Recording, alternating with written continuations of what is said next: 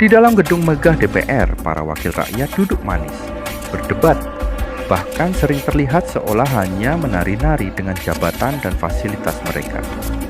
Sementara di luar gedung, rakyat menjerit, mengeluh dengan biaya hidup yang kian mencekik. Pertanyaannya, berapa sebenarnya gaji dan tunjangan anggota DPR itu? Mengapa rakyat yang membayar pajak harus menanggung beban begitu besar hanya untuk memberi kenyamanan kepada mereka? Ini bukan sekadar angka di atas kertas.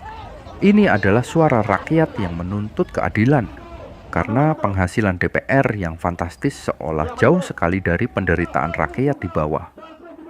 Apakah mereka masih pantas disebut wakil rakyat, atau justru hanya wakil kepentingan diri sendiri? Rakyat hari ini hidup seperti tertindas di negeri sendiri. Harga kebutuhan pokok naik, lapangan kerja sempit, mahasiswa berjuang membayar kuliah, petani sulit menjual hasil panen.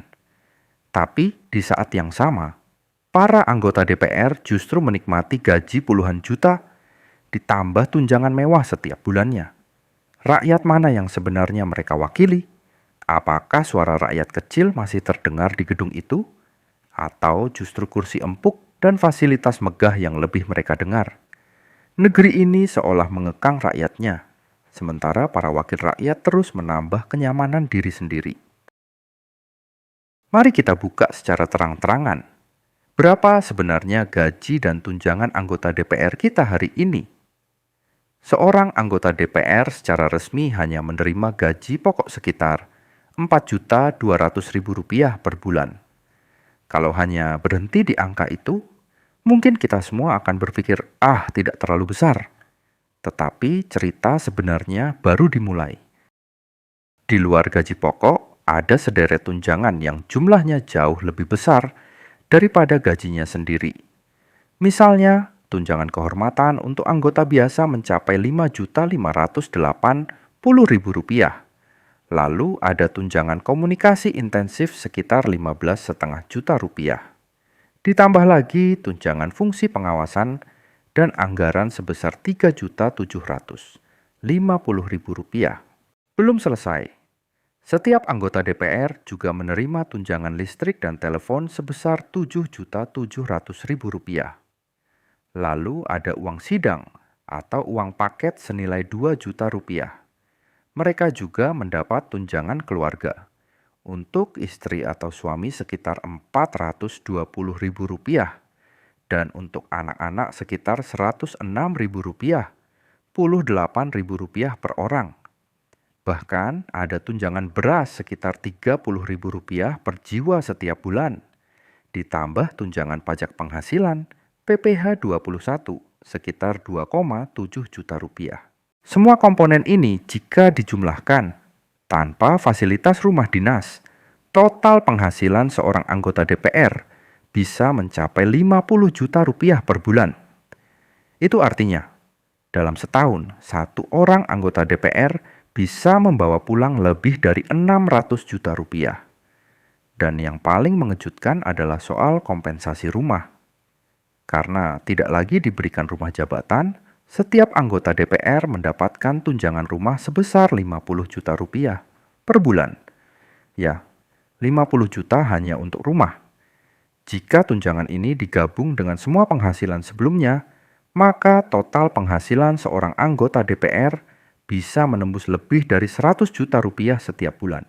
Bayangkan, Rp100 juta untuk satu orang. Padahal di luar sana banyak rakyat yang hanya berpenghasilan 2 sampai 3 juta rupiah per bulan, bahkan ada yang lebih rendah dari itu. Seorang buruh bekerja seharian penuh untuk upah minimum. Seorang guru honorer berjuang dengan gaji ratusan ribu. Sementara wakil rakyat yang seharusnya memperjuangkan suara rakyat justru menikmati penghasilan yang begitu besar. Pertanyaannya sekarang, gaji sebesar ini, tunjangan sebesar ini, fasilitas sebesar ini, apakah benar-benar sebanding dengan kerja dan hasil nyata yang kita rasakan dari para anggota DPR? Atau justru rakyat merasa semakin terkekang di negeri sendiri? Itulah kenyataan gaji dan tunjangan DPR kita hari ini. Angka yang fantastis. Lebih dari 100 juta rupiah setiap bulan. Sementara rakyat terus menjerit dengan kebutuhan hidup yang makin mahal. Gaji pas-pasan, bahkan banyak yang masih hidup di bawah garis kemiskinan. Pertanyaannya sederhana. Untuk siapa sebenarnya DPR ini bekerja? Rakyat yang memilih mereka? Atau kenyamanan diri mereka sendiri? Itulah kenyataan gaji dan tunjangan DPR kita hari ini. Angka yang fantastis. Lebih dari 100 juta rupiah setiap bulan. Sementara rakyat terus menjerit dengan kebutuhan hidup yang makin mahal. Gaji pas-pasan, bahkan banyak yang masih hidup di bawah garis kemiskinan. Pertanyaannya sederhana. Untuk siapa sebenarnya DPR ini bekerja? Rakyat yang memilih mereka? Atau kenyamanan diri mereka sendiri? Negeri ini tidak butuh wakil rakyat yang hanya pandai berdebat di gedung megah, tapi abai pada suara rakyat kecil. Negeri ini butuh keberpihakan nyata, kebijakan yang berpihak pada buruh, petani, guru, mahasiswa, dan seluruh masyarakat yang setiap hari berjuang demi sesuap nasi. Suara rakyat tidak boleh dibungkam. Suara rakyat harus terus menggema.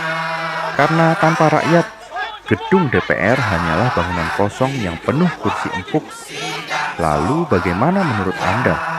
Apakah gaji DPR sebesar itu pantas di tengah jeritan rakyat? Silakan tulis pendapat Anda di kolom komentar.